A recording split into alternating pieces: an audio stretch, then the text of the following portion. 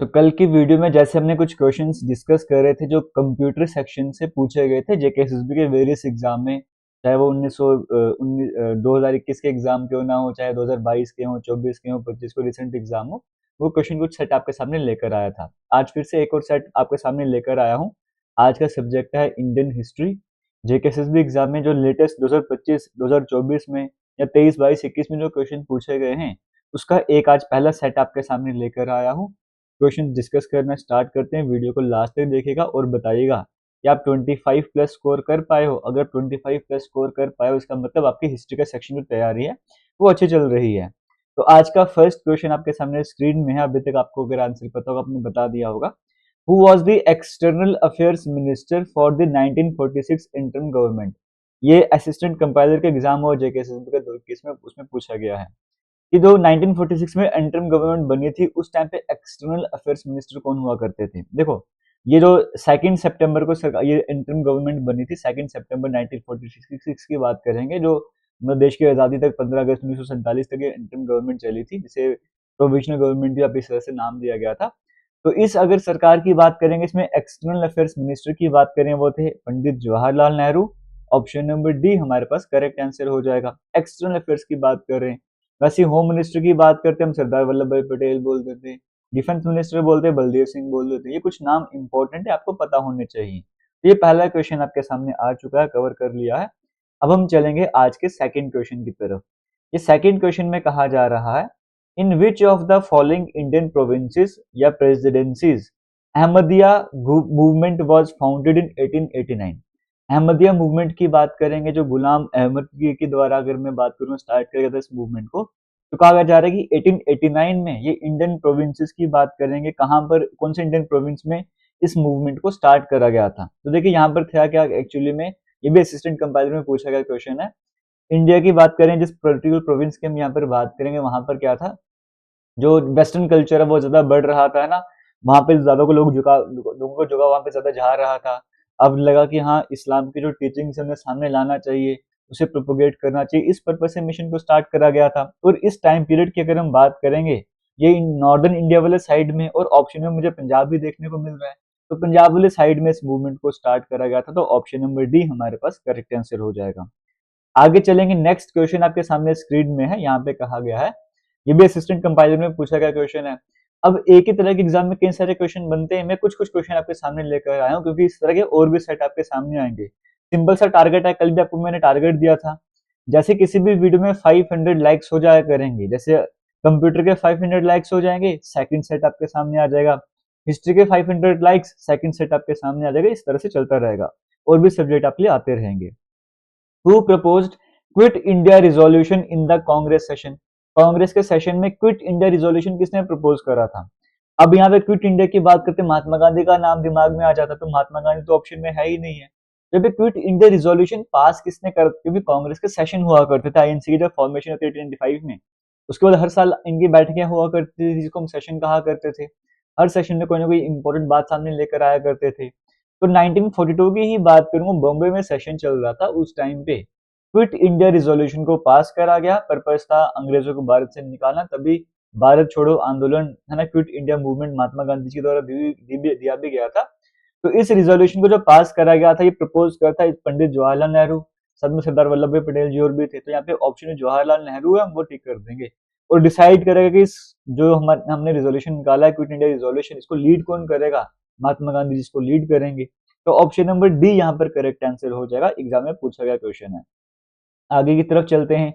JKP SI 2022 में पूछा गया क्वेश्चन है, Gandhara school of art was one of the major schools of art in the history of ancient India. Ancient India की बात करते हैं, गंधारा स्कूल ऑफ आर्ट की बात करते हैं, बड़ा इंपॉर्टेंट नाम आपके सामने आता है। ये फ्लरिश हुआ था और डेवलप हुआ था कौन सी डायनेस्टी के टाइम पीरियड पर, आपसे वो पूछा जा रहा है। तो कुषाण डायनेस्टी की बात करेंगे, प्रोमिनेंट लीडर रूलर रहे इसमें, कनिष्क की बात करेंगे, उनके टाइम पे गंधारा स्कूल ऑफ जो आर्ट की मैं बात करता हूँ फ्लरिश हुआ था, डेवलप हुआ था।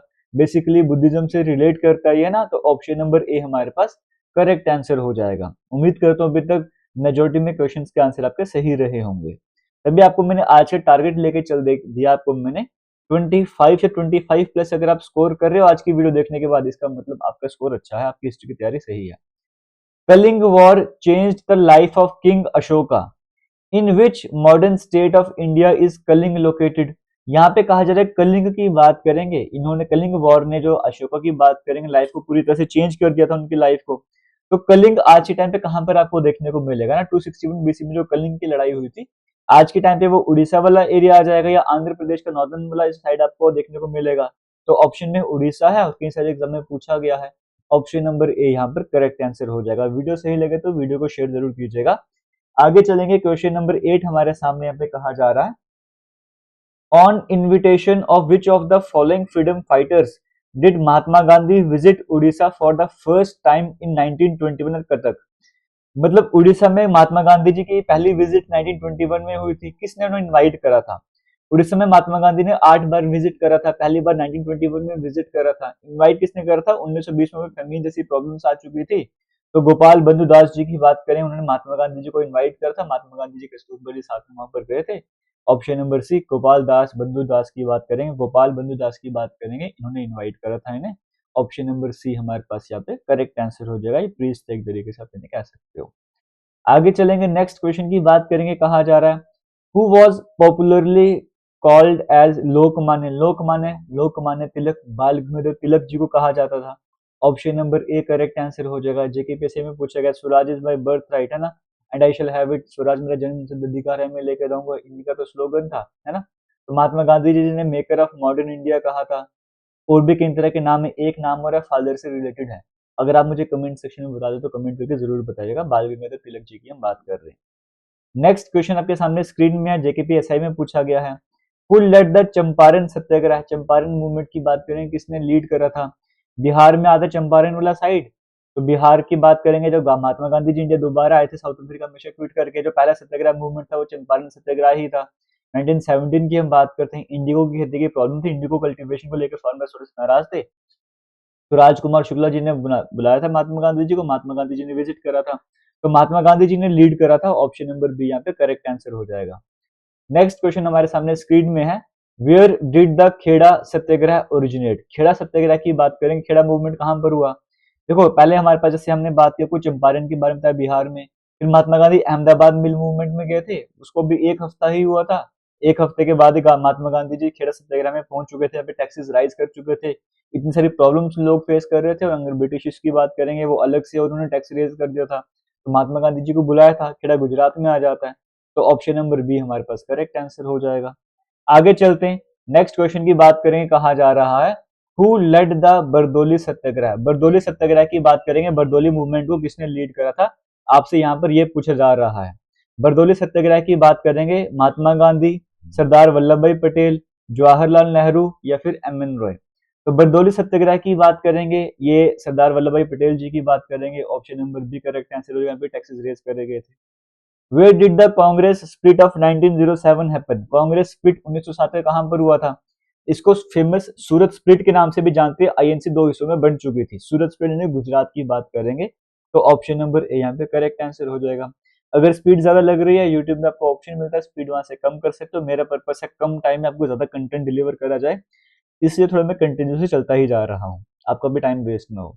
नेक्स्ट क्वेश्चन में कहा जा रहा है, who among the following introduced the concept of doctrine of lapse. Assistant compiler में पूछा गया है, डॉक्ट्रिन ऑफ लैप्स कौन लेकर आया था कि अगर किसी का भी मेल हियर नहीं या वारिस नहीं है तो उसका जो एरिया हमारे कंट्रोल में आ जाएगा, अवध हो गया, झांसी हो गया, इस तरह से कई सारे एरिया जो अंग्रेजों ने अपने कंट्रोल में ला दिया था, ये कौन लेकर आया था, Lord Dalhousie. Option number D correct answer हो जाएगा। आगे चलेंगे, नेक्स्ट क्वेश्चन आपके सामने स्क्रीन में कहा जा रहा है, from which among the following Indian regions did Kunwar Singh fight the revolt of 1857। 1857 में कई सारे लीडर्स अलग अलग जगह से रिवॉल्ट लड़ रहे थे, तो कुंवर सिंह जी की बात करेंगे, ये कहां से, बिहार में आरा जो है वहां से लड़ रहे थे, तो ऑप्शन नंबर डी हमारे पास करेक्ट आंसर हो जाएगा। नेक्स्ट क्वेश्चन में कहा जा रहा है, who among the following was the first women president of INC. INC Indian national Congress की फर्स्ट वुमेन प्रेसिडेंट कौन बनी, तो फर्स्ट वुमेन प्रेसिडेंट 1917 में बनी थी, और वो कौन थी, एनी बेसेंट थी। और अगर इंडियन की बात करेंगे, वो सरोजिनी नायडू थी, 1925 में बनी थी। ऑप्शन नंबर सी यहाँ पे करेक्ट आंसर हो जाएगा। आगे चलेंगे, नेक्स्ट क्वेश्चन की बात करने कहा जा रहा है, who form the first division of INA Indian national army on 1 September 1942। INC की फॉर्मेशन किसने करी 1942 में, क्योंकि स्टार्टिंग में INC INA Indian national army की बात करेंगे, सुभाष चंद्र बोस ऑप्शन में है, लेकिन इन्होंने 1943 में फॉर्मेशन करी थी। जो स्टार्टिंग में आईएनए की फॉर्मेशन हुई थी वो कैप्टन मोहन सिंह के जदी के द्वारा करी गई। Option number C correct answer हो जाएगा। जापान से मिलने से मना कर दिया था तो दोबारा से रीऑर्गेनाइज करा था 1943 में सिंगापुर में जाकर। सुभाष चंद्र बोस की बात करेंगे, बट 1942 के हिसाब से देखा जाए फर्स्ट डिवीजन की बात करेंगे, फर्स्ट फेज कौन लेकर आया था? Captain Mohan Singh. Option number C यहाँ पर करेक्ट आंसर हो जाएगा। आगे चलेंगे, नेक्स्ट क्वेश्चन हमारे सामने स्क्रीन में है, who according to the Buddhist is believed to be the next incarnation of Gautam Buddha. किस हेल्थ एडुकेटर एग्जाम में पूछा गया था, बुद्धिस्ट के द्वारा क्या माना जाता है कि नया अवतार कौन होंगे गौतम बुद्ध की? अगर हम बात करेंगे इनकी, देखो गौतम बुद्ध की बात करेंगे, माना जाता है कि जब इनकी टीचिंग का लोगों पर असर करना बंद हो जाएगा तो नया अवतार सामने आएगा, जिसको मैत्रेय नाम दिया गया है। तो ऑप्शन नंबर बी यहाँ पे करेक्ट आंसर हो जाएगा, एग्जाम में पूछा गया क्वेश्चन है। नेक्स्ट क्वेश्चन में कहा जा रहा है, who among the following leaders was the political mentor of Gandhi ji. Mahatma Gandhi ji की बात करेंगे। महात्मा गांधी जी जब भी बात करते थे अपने पॉलिटिक्स से रिलेटेड, वो हमेशा कहा करते थे मेरे पॉलिटिकल मेंटर ये हैं ये हैं। तो वही पॉलिटिकल मेंटर कौन है आपसे वो पूछा गया है, तो वो थे गोपाल कृष्ण गोखले। जी के गोखले की बात करेंगे, ऑप्शन नंबर ए यहाँ पर करेक्ट आंसर हो जाएगा। आगे चलते, नेक्स्ट क्वेश्चन में कहा जा रहा है, व्हेन डिड द स्वदेशी मूवमेंट स्टार्ट।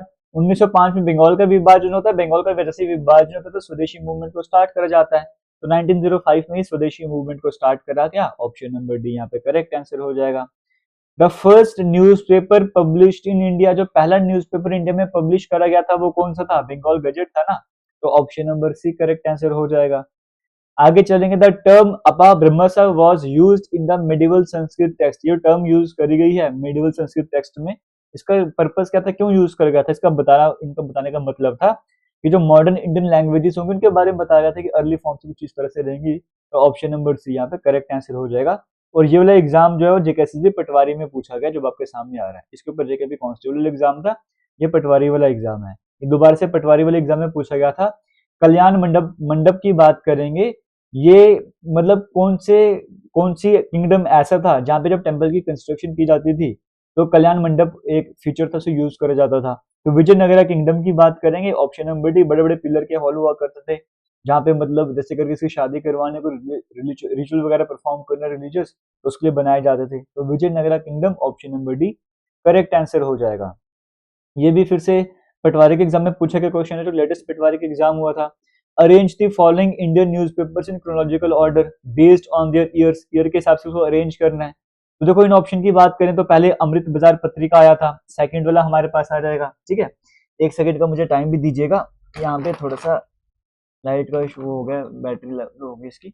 देखो सबसे पहले अगर मैं बात करूंगा इन न्यूज़पेपर के हिसाब से, तो पहले अमृत बाजार पत्रिका मेरे को देखने को मिल रहा है, फिर उसके बाद केसरी आ जाएगा, फिर मातृभूमि आ जाएगा और फिर हिंदुस्तान आ जाएगा, है ना। तो 2143 इस तरह से अगर मैं बात करूंगा तो 2143 तो मुझे ऑप्शन में देखने को मिल नहीं रहा।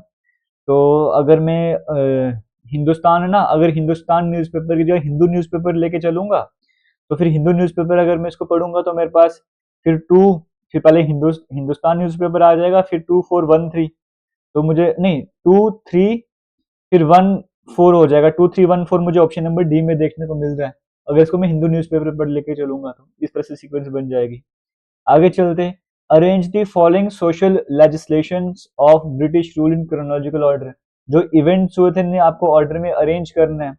तो पहले दो है इन्फेंटिसाइड, जो फीमेल इन्फेंटिसाइड की बात करते हैं ना वो वाला। तो दो थे, एक ब्रिटिश रेगुलेशन, एक लॉर्ड वेल्सली वाला। तो लॉर्ड वेल्सली वाला पहले आया था, ब्रिटिश रेगुलेशन वाला बाद में आया था। और इसके बाद इन्फेंटिसाइड के बाद जो सती का खत्म करा गया था विलियम बेंटिंग के द्वारा 1870 वाला। तो 3 के बाद 2 आना चाहिए, फिर 1 और फिर 4 आना चाहिए। 3 2 1 4 इस तरह से अगर देखा जाए तो यहाँ पे तो ऐसा ऑप्शन में है नहीं, एक बार इसको चेक करना पड़ेगा। क्योंकि जो एबोलिशन ऑफ स्लेवरी का पर्टिकुलर ईयर नहीं था ना, ये सीक्वेंस 1830 से 1870 कुछ ऐसे ईयर्स की सीक्वेंस चली थी। इसको मैं पर्टिकुलर एक ईयर मान के नहीं चल सकता हूँ, लेकिन इतना है कि 3 के बाद मेरे पास 2 1 होना चाहिए था, ऐसी सीक्वेंस मेरे पास 3 1 2 वाली सीक्वेंस। यहाँ पर ऑप्शन नंबर डी इसका हो सकता है, तो एक बार इसको चेक करना पड़ेगा कि अब तक ऑप्शन में गड़बड़ी है, कुछ ना कुछ इसमें चेंजेस वगैरह हैं, तो एक बार देखे कंफर्म करना पड़ेगा। अगर आप में से किसी को कंफर्म पता है तो कमेंट सेक्शन में आंसर बताइएगा। नेक्स्ट में कहा जा रहा है, फिर से पटवारी एग्जाम में पूछा गया क्वेश्चन है। यहाँ पे कहा जा रहा है लिस्ट ए को लिस्ट बी के साथ मैच करना है। मुप्ला रिवॉल्ट की बात करेंगे, केरला से रिलेट करता है। एकता मूवमेंट जो है यूपी के कई सारे एरियाज में था, तो यूपी का यहाँ पे अवध देखने को मिल रहा है ना। तो फर्स्ट का मैं बोल सकता हूँ फोर्थ हो जाएगा, सेकंड में का मैं बोल सकता हूँ सेकंड ही आंसर होगा। बिरसा मुंडा रिवॉल्ट बिहार वाली साइड आ जाएगा और पबना रिवॉल्ट बंगाल वाली साइड आ जाएगा, है ना। तो इसका 1 हो जाएगा, इसका मेरे पास 3। तो 4213 कहीं पे मुझे देखने को मिल रहा है, 4213, 4231 है, 4231 है यहाँ पे। तो इसका तो 4 है, इसका 2 है, पहले का 4 और दूसरे का 2, ये तो मेरे पास सीक्वेंस ठीक चल रहा है। लेकिन इसमें बिरसा को बिहार से रिलेट करा हुआ है 1, तो बंगाल से रिलेट करा है, पबना को इसने बिहार से रिलेट करा हुआ है। तो बिरसा तो बिहार से रिलेट करके, पबना तो बंगाल से रिलेट करना है यहाँ पर। तो 4 तो थर्ड होना चाहिए। तो इसमें भी ऑप्शन में कुछ गड़बड़ी वगैरह हो सकती है कि भाई इसको भी कंफर्म करना पड़ेगा। तो मैं भी आपको कंफर्म करके कमेंट सेक्शन में बता दूंगा। बाकी अगर आपको किसी को लग रहा है सही तो आप भी कमेंट सेक्शन में कंफर्म कर दीजिएगा इस क्वेश्चन को, ठीक है। मेरे हिसाब से तो इसमें कुछ गड़बड़ी है, लास्ट के दो जो ऑप्शन नंबर है कुछ चेंजेस वगैरह उसमें करने चाहिए। लेकिन फिलहाल आगे चलते हैं ना, क्योंकि मोपलर रिवॉल्ट की बात करेंगे वो फोर्थ ही आएगा, और फोर्थ से तो एक ही ऑप्शन स्टार्ट हो रहा है, उसमें सेकंड का ऑप्शन नंबर तो सही हो जाएगा। बिरसा का बंगाल से रिलेट किया हुआ है, चलो इसको चेक कर लेंगे एक बार, ऑप्शन में कुछ मिस्टेक होगी। Next question JKSSB female supervisor का एग्जाम हो, वहां पर पूछा गया, कहा जा रहा है केसरी की बात करेंगे, एक न्यूज़पेपर है जो कि बाल गंगाधर तिलक जी के द्वारा स्टार्ट करा गया था, कौन सी लैंग्वेज में पब्लिश करा गया था, मराठी में। Option number D correct answer हो जाएगा। एनी बेसेंट जी की बात करेंगे, वो किससे कनेक्टेड थी, तो वो इसमें से सिविल डिसोबीडियंस मूवमेंट से कनेक्टेड थी, फिर जेल भी गई थी, option number C correct answer हो जाएगा। Name the governor who abolished sati, sati को 1829 में किसने एबॉलिश करा था।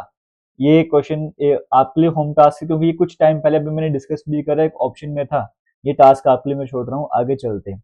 Arrange the following events in chronological order, आपने इनको अरेंज करना है ना।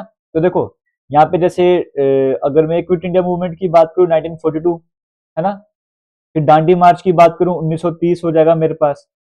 तो सबसे लास्ट में तो मुझे डी देखने को मिलेगा, क्विट इंडिया मूवमेंट, वो ऑप्शन नंबर बी में ही है। अगर इसकी मैं सीक्वेंस देखूंगा तो ये तो फिर से कुछ ना कुछ गड़बड़ी वगैरह हो रही है, क्या मैं कुछ गलत कर रहा हूँ क्या, एक बार देखना पड़ेगा।